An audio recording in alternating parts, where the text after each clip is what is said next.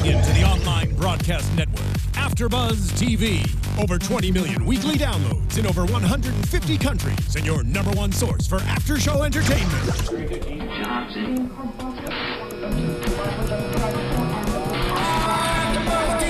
AFTERBUZZ TV, the destination for TV superfans. Producing after shows for over 300 of your favorite TV shows, interviewing celebrities and showrunners, and bringing you behind-the-scenes exclusives. All thanks to E! Entertainment's Maria Menounos, producer Kevin Undergaro, and internet leader Akamai.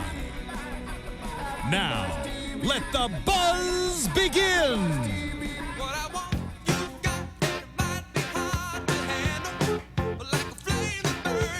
Let's go, everybody. Welcome on in to the AFTERBUZZ TV after show for Limitless Season 1, Episode 19, entitled A Dog's Breakfast. I am your lead host, Frank Maiorana. You can find me on Twitter and Instagram at Let's Go Frank M. I'm joined by the lovely, the talented, the great singing voiced Amanda Richards. That's so nice. Amanda, where can they find you on social media? They can find me at AmandaFT130. That's wrong. AmandaFTA31 on Facebook, Instagram, and Twitter. And if you're confused about it, you can always just use the hashtag ABTV Limitless and tag us on Twitter. We'll make sure Amanda's correct tag is included. Seriously, I need to there. get it together. I don't know what's going on with me. Well, we don't have JB tonight, so it's just Amanda and I. We were happy to steer the ship in his absence, and we have a fun episode to break down for you guys. But first of all, we want to go over our social media shout-outs. So this is you guys out there using that hashtag ABTV Limitless on Twitter, on Instagram, even directly on our YouTube page in our comments. And what we do is before each show, we review what you said out there, and then we'll highlight what we thought was best each week. And Erica out there on Twitter, this is at eHungry. I love her Twitter name. It's at eHungry302. She's great. She's great. Yeah, she had actually a couple tweets tonight. She said, I hurt myself laughing. My screams were the same as Stavros, which was an interesting portion of tonight's episode when he stabbed himself in the leg, and you and I were sort of cringing as he was going around. It was a little much. And then when he was getting it fixed by all those different people, we got to see a little bit too much. It was kind of fake, but still, shocking. You have a reaction to it when you see his guts pouring out all over the screen. I don't do well with blood. I can't watch violence. Okay. And I was not expecting that in Limitless. That's true. And it's sort of, we broke new ground there. But she also had one really good tweet when she said, and this I have to assume is in regards to the Sans reveal. She said, all of my theories out of the window. Yeah. That's how I feel, too. I don't know what I'm going to say in predictions today. I'm just going to throw something out of left field because who knows what's going to happen at this point. It's been insane. I would never have predicted that Sans would be the bad guy, the real evil guy. I almost thought he was kind of good. Well, we'll talk about Sans and how we feel about his intentions. But first, I want to go to YouTube. I know you were reviewing the page and the comments that the people had on there. So what would you like to highlight? I mean, there were some great comments. Someone was saying that Piper was somewhat like Catwoman. I felt that. Really? How so? How did you feel that? Just because she kind of was giving off a sly vibe, kind of creeping through Russia, kind of like, especially when she was in that big, beautiful dress at the party, she was kind of being very Catwoman-like, so I understand that. And that was from, I'm going to butcher this pronunciation, but it's from Techtro Che. Okay. Techtro, and then space CHE. Okay, cool.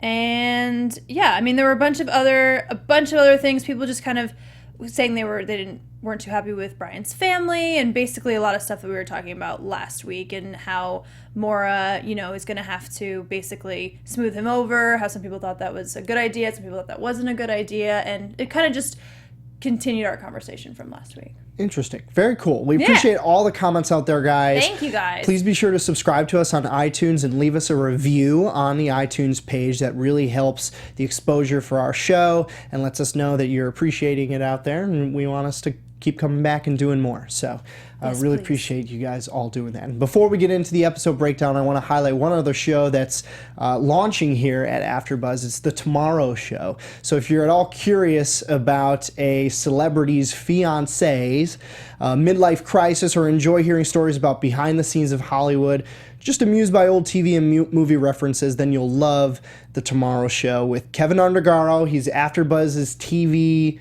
AfterBuzz TV's creator, with Maria Menounos, who is his fiancée.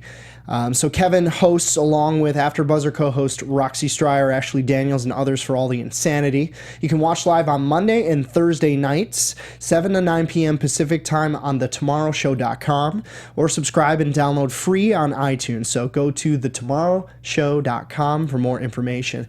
And I watched last night, they had Farrah Abraham on from Team Mom. Oh my gosh, how was she? She was really interesting to watch. Of course. Didn't she just get engaged or something happened? I'm not up to date on my gossip. And why I'm not sure. But I'm pretty sure I just saw something. They must have discussed it on the Tomorrow Show. I watched a segment on it, and they were talking about celebrities and whether or not she would sleep with them or what she's kind of heard about them. So it's a very gossip-oriented show, and I think it looks really cool on TV. So if you guys get a chance out there, be sure to check it out on Monday and Thursday nights. Do it. So let's get into Limitless, Season 1, Episode 19. We have 3 episodes left. We have a break between this episode and the next one. So next week we're off. We won't have an after show because there's no new episode.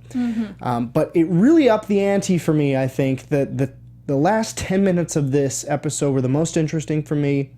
But you said something to me before we started the show and said that you found a lot of value in tonight's episode. For some reason, I found this episode to be extremely compelling. I felt myself at the edge of my seat. I wanted to know what was happening next, and I feel like I wasn't, especially in this day and age when we're always looking at our phones and just getting distracted by every little thing. I was not. I was glued to the television this entire episode. So for me, for whatever reason, I just found it to be extremely interesting and like very suspenseful and great. That's interesting that you say that, because I think portions of this episode, I was in the exact same position that you just described. I think for the portions where they were talking about the kidney replacement and the guy who died, I sort of mentally checked out when that was all going on. The procedural part of this episode, I think, was a little ridiculous, especially in the end when it was the wife. I was like, seriously? It was the wife? Like, that was so cliche, but at the same time, everything else around it was so interesting that it didn't really bother me. Yeah. It was almost a subplot. In my view, I wish they would have broomed that whole case. It didn't add anything to the episode for me. As soon as we start checking back in with Sands or Maura or Rebecca following Brian now, that was the parts where I was going, okay, this is great. And I've talked about this. I keep repeating myself, and I'm sure our listeners are getting tired of it. But there's enough here with our core characters and the people that we have every week coming onto the show that you can explore their relationships without having to have this extra filler type of subplot. I think they just do that, though, also to create the world of the FBI, to remember that that's what they're there and that's what they're doing. And at the end of the day, you know, he is trying to figure out all these cases and he is working for the FBI. I think it's that reason. And it's also probably because it is, at the end of the day, a procedural show and you have to have your case of the week. That's a great point. It's the format of the genre. I think you make a great point there about the FBI is there to solve crime cases, and they're there to do it. So it's a natural opportunity to have a case of the week. But when I've been looking at the future of this show, we talked a couple weeks back about how Les Moonves, who is the CEO and chairman of CBS, was interviewed at a conference and said that he anticipated all of the freshman shows on CBS and their own properties were going to be renewed. He certainly did. No official word has come down, though, yet for Limitless. And I just took a look at the ratings before I came on Wikipedia, and they've lost about 6 million viewers from the first pilot episode to now. And that's a lot of viewers. It's a lot of audience to lose, and there has been some erosion here. And I'm wondering, and this is just total speculation, if the reason for that is that we are having these types of cases each week. Instead of the compelling aspects of the show, which I believe are mostly centered around Senator Maura and his organization and Brian's role within it, and then Rebecca's pursuit of Brian, the truth of it all. Well, I think America in general is starting to, as an audience, they're more interested in television shows that are more character driven and more interested in like what's going on with the people and what their personalities are like because of cable and all the different like Netflix and things like that. Those type of shows are existing more. And so these procedurals are kind of getting getting put in the corner, but at the same time, like CBS is the #1 network in America, so and they do what they do and they do it well and they do it right. So it's probably going to take them, I think, a lot longer than maybe some other channels to break away from that standard format of programming. It's like they also have the multicams in comedy. They have like very strict almost rules on how they present their television programming. Yeah, and so this is the network that is home to CSI. Exactly. All the different CSI. So it's very, I'm sure it must have been an easy sell going into the pitch meeting to say, it's CSI meets Limitless the movie. Right. And you have, a case of the week element, but are compelling characters at the same time. I guess just as a fan, I want to find all about the Mora organization. And it doesn't have to be Eddie Mora. There's, of course, logistical challenges to having an Oscar-nominated actor be on your TV show every week, even though he is executive producing. And not every week.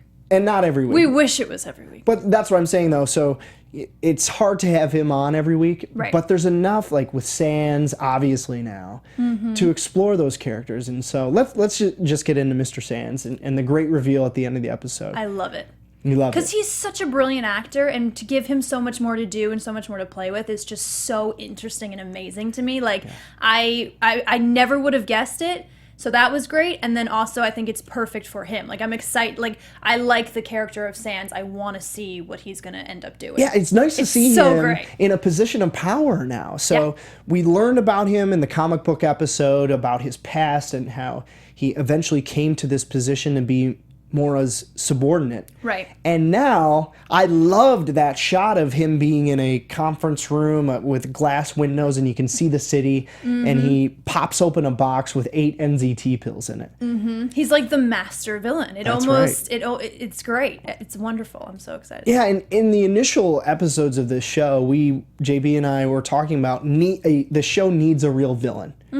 Because Eddie Mora isn't really a villain. Yeah. And in this episode, when Brian tells him about Sands, Mora seems totally unconcerned about it.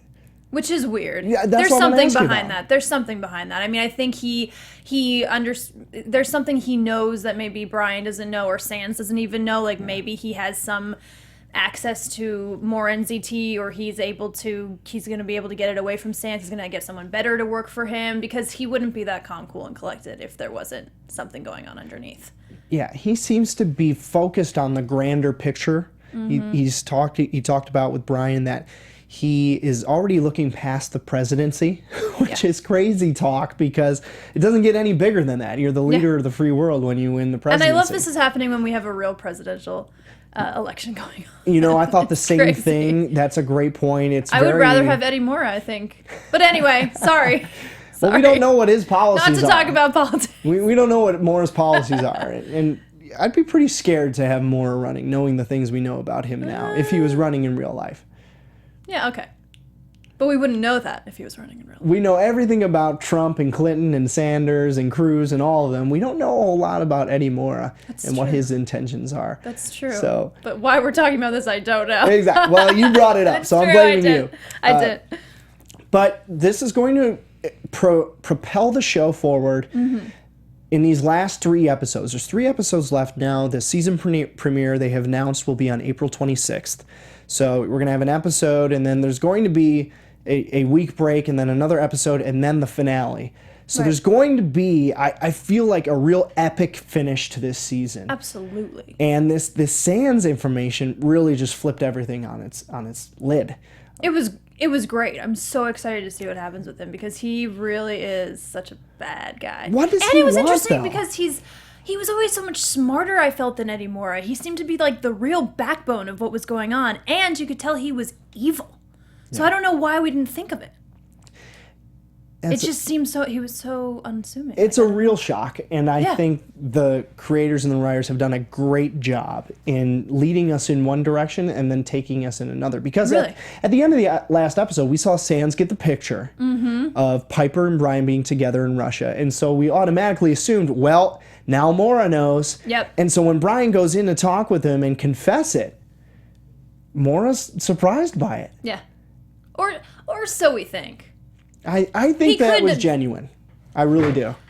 And I found it so interesting, too, that Brian confessed so much right off the bat. What about, waiting to see what he knows? What about listening to a little bit to see even what angle he's going to take? He just comes out and is like, this is what I know, this is what I did. I'm begging you for mercy?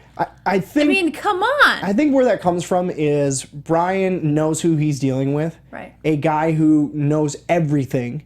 Right. And if you're walking into a situation knowing that the person across from you knows everything that you're going to say already and expects you to probably make some excuses or try a different route, I like that he went directly into it and said, you know that I've been with Piper, just don't hurt her.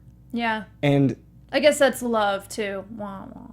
Well, it was honest, it was true, and he was direct in what he wanted, and I like that. I don't really think that he needed to play around the edges with Maura. Because except Maura did not know everything that he thought he knew. Didn't know, and that's the big twist, and that's what made him realize that Sands is working on his own now. Right. But I don't know, what do you think Mr. Sands' ambitions are going forward? I mean, I really, all we've known from him so far is that he's been executing Maura's directives. Mm-hmm. What does Mr. Sands want? I think he wants power, like anyone else. Okay. He wants power. And as much NZT as you want, as smart as you can be, that can't give you power. It can't just hand you over power. You still have to attain power. So I think at the end of the day, he wants power. He probably wants to be even above Eddie Maura. I don't think he wants to be the president necessarily, but I think he wants to be above all of that. He wants to be the man who is in complete and total power, and he'll do anything to get there. That's it. That's a great point. That's what I think. It's a great theory, and are you going to tell me I'm wrong? No, I'm not going to disagree with you there. I actually think you're right on that one. And we saw a lot of NZT flying around today. We had Sands with his box. Mm-hmm. Maura tosses Brian a pill. And Boyle had a pill in his pocket that he did not take. And I remembered, it flashed me back to when Desmond and Boyle were having the conversation in the car before the whole raid thing, and excuse me, not Desmond, Casey. Desmond is the actor's name. So who you were Casey, talking about. Okay, so the one Casey, who died, the one that dated Jennifer Carpenter. Casey, Rebecca. Yeah, see, you did the same thing. There we go. So when he died, before he died, him and Boyle had that whole conversation in their car about, what would it feel like to have it on? And I thought, and I made a prediction at the time that it planted a seed in Boyle's mind, and it looks like it did, but Boyle didn't take the pill. And I really like that he didn't do it, and then he confessed to Rebecca that he had it. Yep. Which just proves the point that our main characters on this series are all very moral people at the end of the day. Even Nas. I mean, every single person is very moral. And I loved what they did with Boyle this episode. I was even thinking in the beginning when Boyle came out, I thought, wow, they really haven't done much with him. I mean, I feel like they keep trying. I feel like he's the character that they don't know what to do with. He's just, he's great, and he's an amazing actor, and he's an interesting character, but really, where does he fit within the world?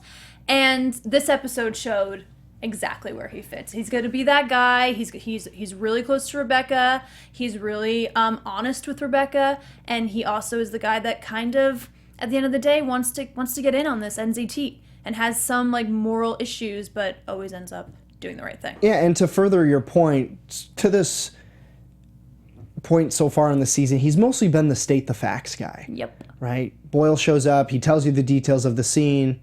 Not a whole lot extra. We got an episode where we found out about his past with his army buddy, the guy with the bionic arm who ended up killing his wife. We know he does CrossFit for some reason. So we've had little bits and pieces about Boyle, but you're right, we haven't got to see his heart. Yep. Really. And we saw that today. And we saw how much his partnership with Rebecca means, that they're honest and open with each other. Mm-hmm. And Rebecca doesn't quite tell Boyle what's going on with Brian. Right. And I felt something change for Rebecca at the beginning of this episode, because she wipes the slate clean with Brian too easily. Oh, I wrote that down. I said, WTF? Rebecca okay with everything? But then I kind of realized that I think she's just doing that because she has alternative motives. Exactly. Because she's trying to figure out what's going on. She's and JB last week said we can't say that she's close to figuring it out because we're just putting the pieces together ourselves, and I disagree with you, JB. Well, no. She is close. She figured it out. She basically figured it out. At the end of this episode, she's in Brian's apartment with handcuffs and her gun. Yep. Drawn. Yep. And says, sit down, we're going to talk about Maura. But you're right. It was so easy that it brought up a question in my mind, too, to say, why is she making this so easy? But now we see that she had Mike and Ike following Brian now that new handlers were in charge of Brian's whereabouts. Mr. X and Mr. Y. Mr. X and Mr. Y. That's the fun part about this show. The little names that he comes up with for his entire character and personality is what keeps me coming back for each episode. It's great. It is cool. It's cool to see what's going to happen and the New York background and the darkness of it with the city lights. I really liked the visual aspect that we saw, not only from the sands and the lit up conference table. If you could see underneath that, they're really playing with light there to show this is opening us up. Let there be light. There is a brand new experience coming for 8 people. I mean, Sands is surrounded by a team. I wonder who they are. I wonder if Piper's on the team. That is a big question because we don't know what happened with Piper. Brian comes home to his apartment and finds a bloody bracelet. Instead of having met her, they were supposed to meet at 10:30. She never shows up. He comes back home and he finds a bloody bracelet of hers. So we still don't know what happened with Piper. Yep. So your theory is... She could be working for Sands. She could be working for Sands. Maybe he's good. Maybe he's helping her with the ends. I mean, who knows? Who knows? Like I said, I don't know at this point. So you're going to have to pull a prediction out later and just completely guess. I already have my prediction written down, and it's completely out of left field on purpose. Wow. Predictions coming... Because we don't know. Predictions coming in 10 minutes. We will get to our predictions. And exactly 10 minutes? Yeah. In exactly counting 10 now? minutes. Start counting now. Okay, good. But good to know. Yeah, before we go on to that, I want to cover one more topic. And that was, well, first of all, just a quick other note. I really like seeing Joel De La Fuente in this episode. He played Daniel Lee in this episode. It was the main doctor who fabricated the bionic kidney. But he's also in one of my favorite shows on Amazon, The Man in the High Castle. Have you watched that at all? Oh my gosh, I watched the pilot. It's the coolest concept ever. It's the coolest. Yeah, he plays... It's fascinating. He plays Inspector Quito. And one of the people from Japan, right? Yeah, one of the people from the Japanese side. So if you get a chance, I mean, watch the rest of that season. You'll binge watch it so quickly. It's so good. It's so interesting. Like, what if that really happened? So it's interesting to see him on Limitless and playing a more American doctor because he just totally has an American accent, which is normal. And then you watch Man in the High Castle, and he has a more Japanese clipped style of not only speaking. That's also a period piece. This is pretty contemporary. Yeah. So he's speaking and moving in a way that's much different in that show as opposed to Limitless. And I think a great credit to him as an actor. Tonight I was able to see him in a different role, and it enhanced the episode for me seeing him out there like that. Yeah. So it was the only good part of the procedural element of the episode. That's true. I mean, you got to say something positive. You have to say something positive about it. Again, this is not 3 episodes from now something we're going to be discussing about, the guy who died because his kidney was gone and his wife did it. But we are going to be talking about, as far as action and suspense, when he drugged the Mr. X or Mr. Y, he put him to sleep. I mean, those were the moments where I was like on the edge of my seat going, I cannot wait to see what happens. And when he gets to the high rise, that was just amazing. And the lighting there was so great. I really, whoever directed this episode, which I'm sure I could have looked up, and I'm sorry that I didn't, I just loved it. Yeah, it's really well done. I think the whole team is on the same page. They know what they're going for. Yeah. With each episode. Doug Arniakowski is the co-executive producer, and I follow him on Twitter. He's at Doug AA. If you guys get a chance to follow him, he's always tweeting pictures from on set, which is really cool. He actually directed the season finale of this show, so the last episode he will be directing And even the lights in the church when he was meeting Eddie Mora was just so neat to see. It was just, it gave a different element to the show. It wasn't like they were just at the FBI or they were just, outside. It was like, there was like a whole, like, they were playing with color. It was great. That was really cool. I'd like to shout out the composer of the show. The way the show is scored is interesting. It heightens the tension. There's sort of a rhythmic thumping to the episode that draws us in as viewers and amps up the tension. Yeah. And then you could kind of feel like high strings sometimes when the tension's getting really high, and then it'll all just drop. Yeah. Once that all goes away. It was just a very well executed episode, I thought. Yeah.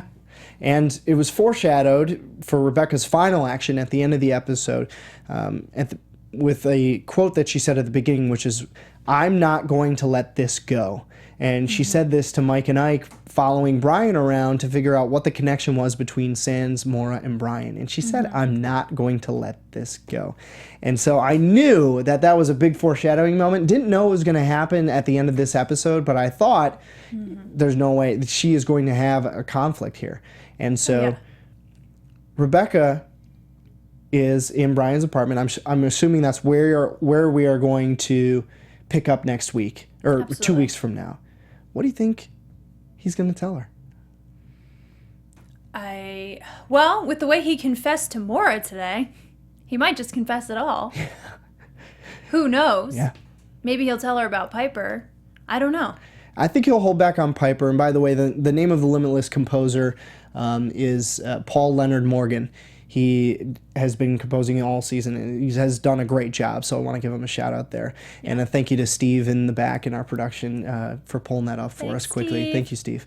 So a really cool crew that is on Limitless, and Brian, JB and I talked about this from the very first episode. Some visual elements, the puppets, the lighting, even the saturation level when Brian takes an NZT pill, the entire screen will turn to a sort of orange. And if you'll notice, the way things are colorized in the episode, the colors are much brighter than they would be otherwise. Right. I've noticed this especially on cityscapes. New York, there's not a whole lot of green there, unless you're in Central Park. I'm sure you know this, but little pockets of trees and grass that are on the sidewalk are really highlighted. The exposure is insane. And everyone's lips are very yellow. Yes. So I remember the first time I watched it, I was like, is there something wrong with my TV? And then I realized what was going on.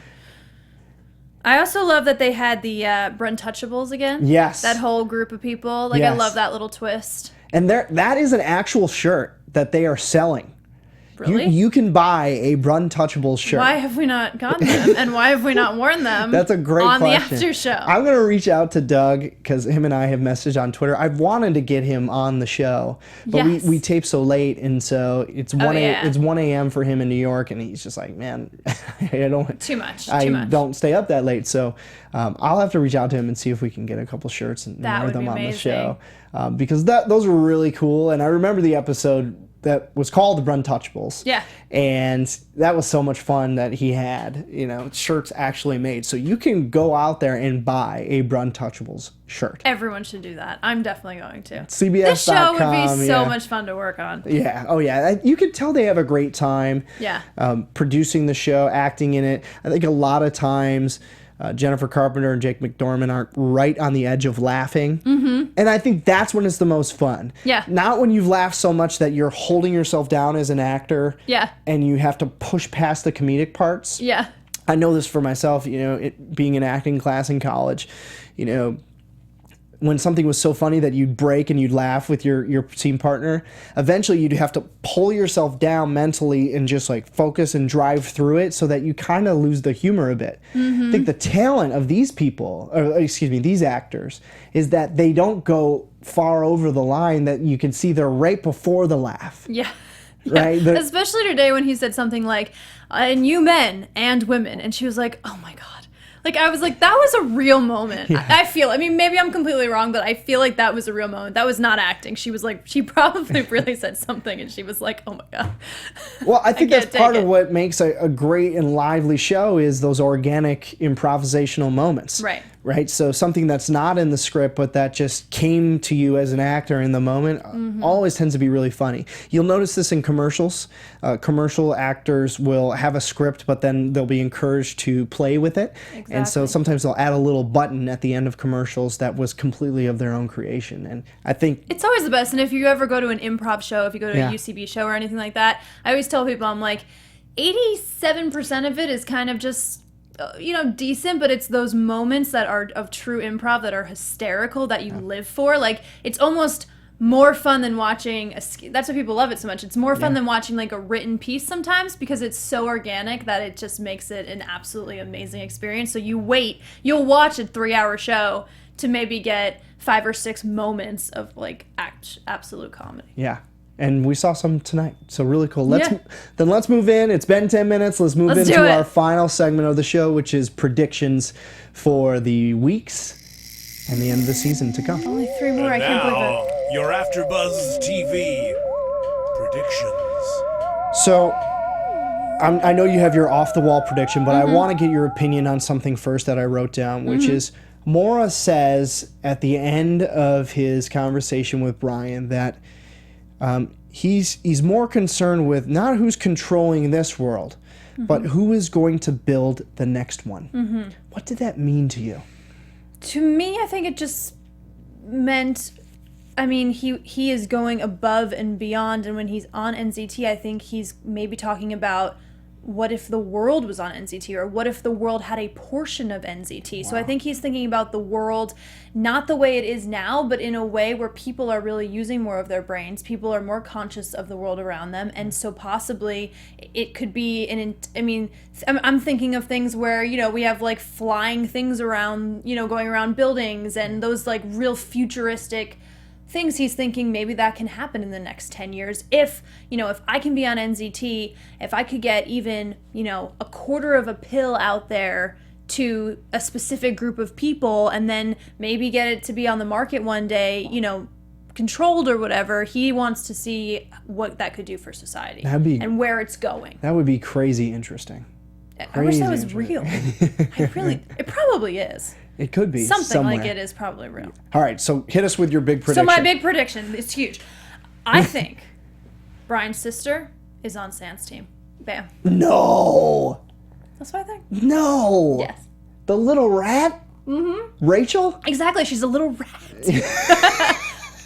Like I don't want them to keep her just being this girl that's like, oh my god, this happened. I want her to be bad. I want her to be like a terrible person. God, like I think that would be so, like, basically his whole little team that we don't know who they are. Yeah. I'm fascinated to find out who they're going to be. And I think Brian's sister is going to be on. I love that prediction. That's what I came up with. I think that would be awesome and would totally redeem the character in my mind if she's actually part of Sans team, because she's sort of been this helpless little tattletale rat so far. Like seeking attention, wanting everyone to love her, and so be a villain. Weak. Yeah. I mean, if she's oh my gosh. It'd be so good. It drinks around me if you make that right. I mean I always just kind of like guess like things that aren't that outside of the box, and I haven't really been right. So I'm gonna and with what they're doing with Sans, seems like a fair thing to do. I also think your hints about Sans potentially being good and wanting to fight back against Maura is really possible. Yeah. And given the trajectory of the rest of the season, I think it would be another twist, but a possibility. And if Piper's on his team, maybe they'll recruit Brian. I think so, because something like that. Don't forget, Brian helped Sans when Sans showed up to his apartment with a stab wound in his leg. Of course. So, because Brian will always do the right thing.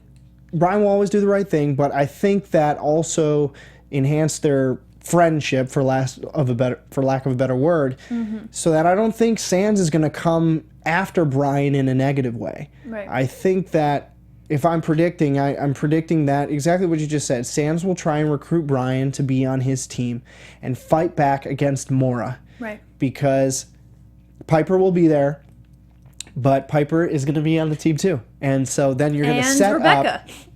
Well, then you have Rebecca. What do you mean? Rebecca could be recruited onto the team too. No. Reject. No way. Because what if she finds out that Eddie Moore is really the bad person, and then that Sans is the good person, and then there's this whole team?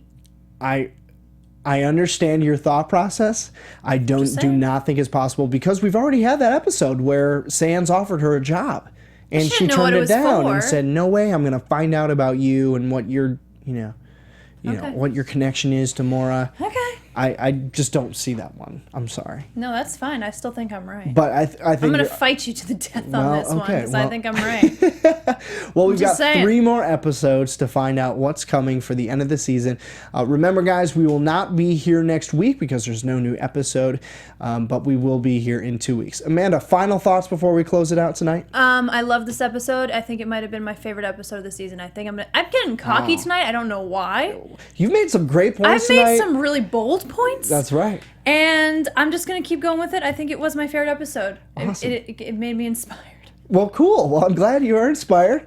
Go out into that good night with that Yes, spirit. thank you guys so much. And you guys can find me at AmandaFTA31, Facebook, Instagram, and Twitter. And I am Frank Maiorana. You can find me on Twitter and Instagram at Let's Go Frank M. Thank you so much for tuning in. This has been the AfterBuzz TV After Show for Limitless. We'll see you 2 weeks from today. Take care, go out, be blessed, and we'll see you back soon. Bye.